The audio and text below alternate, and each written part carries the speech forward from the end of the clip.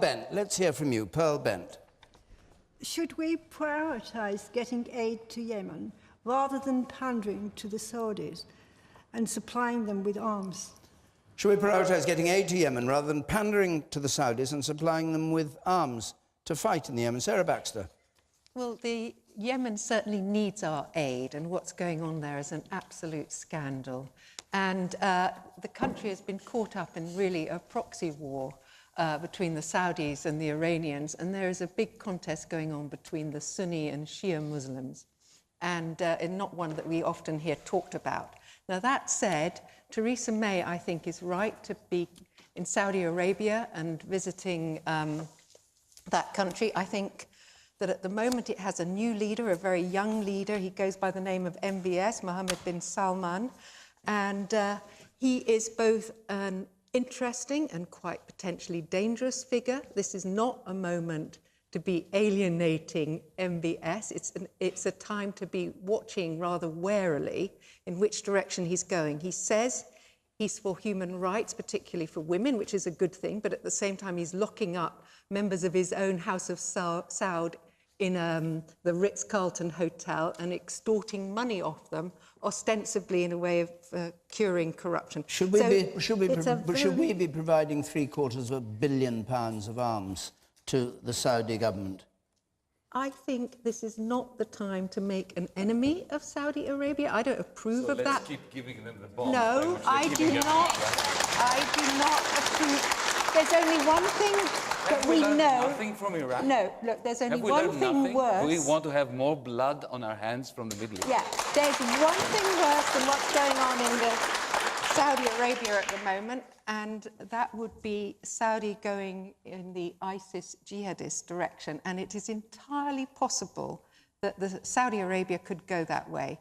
And right now, I think it's better that they remain our ally. To kill more people in Yemen, to create more Islamic fundamentalism in Yemen, to destroy whatever is left of the image of Western democracies throughout the Middle East, to perpetuate a humanitarian crisis by becoming accomplices to the Saudis who are blockading existing aid packages going to the people of Yemen that are starving, all that in order not to undermine our relationship with the Saudis. You, sir, over there.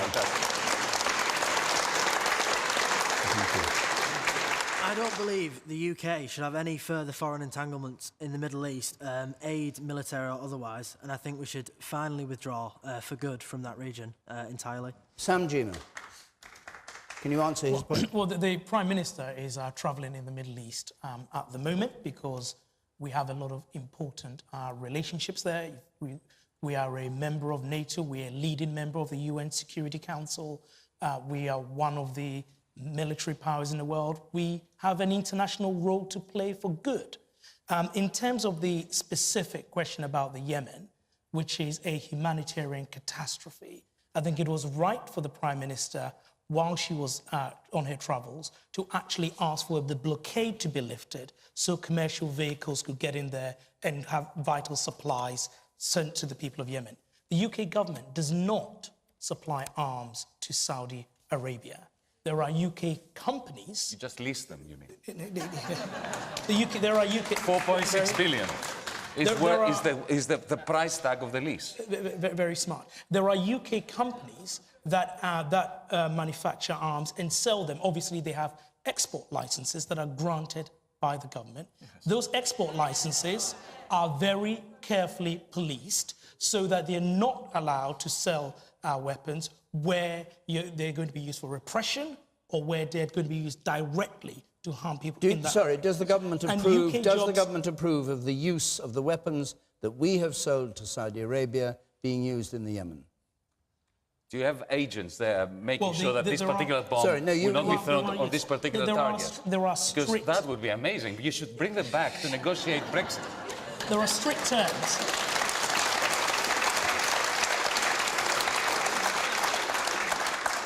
There he goes again. There are strict terms around the export licenses, and we have relationships with a lot of these. I think it's what we've got to do is, and UK jobs depend on these, is to make sure that at the highest level, our foreign policy, our foreign secretary, our defense secretary are diplomatically engaging with these countries so that our diplomatic and foreign objectives are realized. Yes, but the gentleman's point about moving out of these countries completely, I don't think is right. No, but can I just put the question, I don't know whether you caught it, that I asked you. You say the government issues licenses, and it issues them with care, where it believes there are strict controls. Strict controls, right. Given that the arms have been sent to Saudi Arabia in huge quantities with strict controls, one assumes you can control their use. Otherwise, there's no point in having these controls.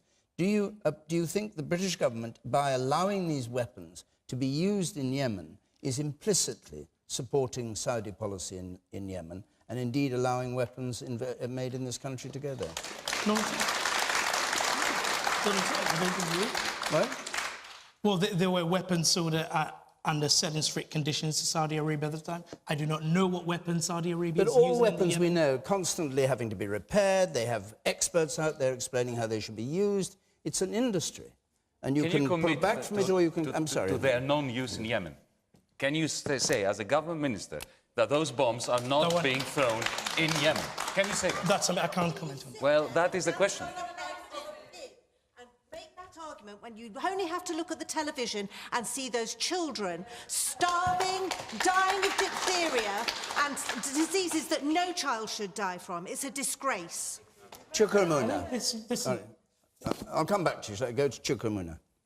I think there is a big question mark over whether the arms which are being purchased, albeit from British companies, whether they are being used to repress people. And therefore, I think, at the very least, the government should pause and investigate what is happening here.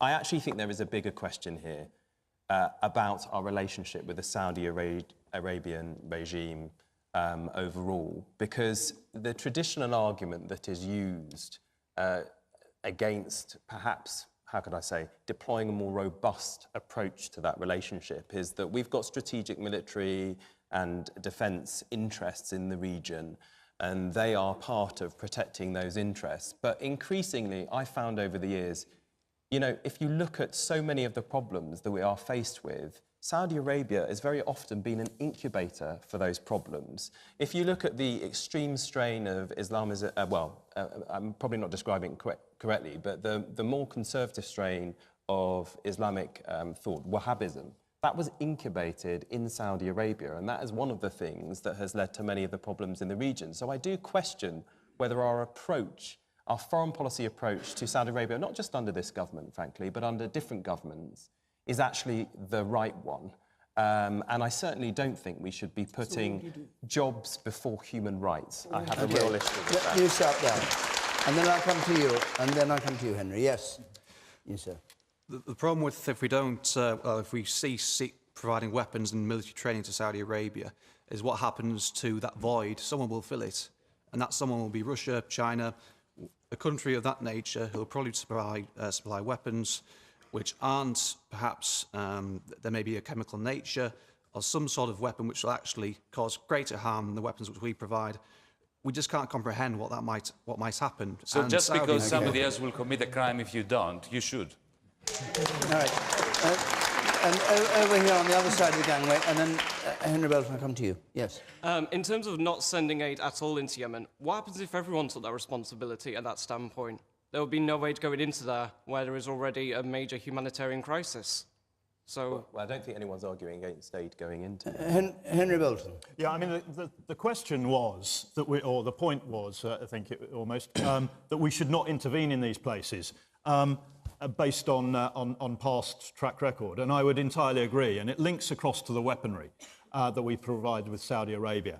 And as far as I'm concerned, the weaponry that we're providing Saudi Arabia, I mean, to equate that to, as Sam did, to jobs, it's lives. There are people dying because of those weapons, and you're saying people's jobs depend on them. But we are not good as a country, and we have not been for many years in dealing with our interventionist policies and approaches. Iraq, Afghanistan, 2 cases in point. And Afghanistan, the military mission was accomplished in probably about 6 months, a year at most. But we stayed there for years, getting involved in state building in a society and in a political background that we had no understanding of what we were dealing with. And that's the problem. and we have got policies of selling arms to Saudi Arabia and people dying as a result without any real in-depth understanding of what's going on there. And we are complicit, therefore, in what is going on in the humanitarian disaster. We need to really re-evaluate how we conduct our foreign policy in such scenarios. All right, I'm going to move on. Very brief, if you would, just quick. No one is equating jobs with lives. What is going on in Yemen is the responsibility of the Saudi Arabian government, not the British government. If you're supplying arms to somebody, if I give you a weapon and you go and shoot somebody, then who's supplied you with the weapon? Who's got a part of the culpability? Would you be able to shoot them without the weapon? Saudi Arabian foreign policy. All right, we have to leave it there to move.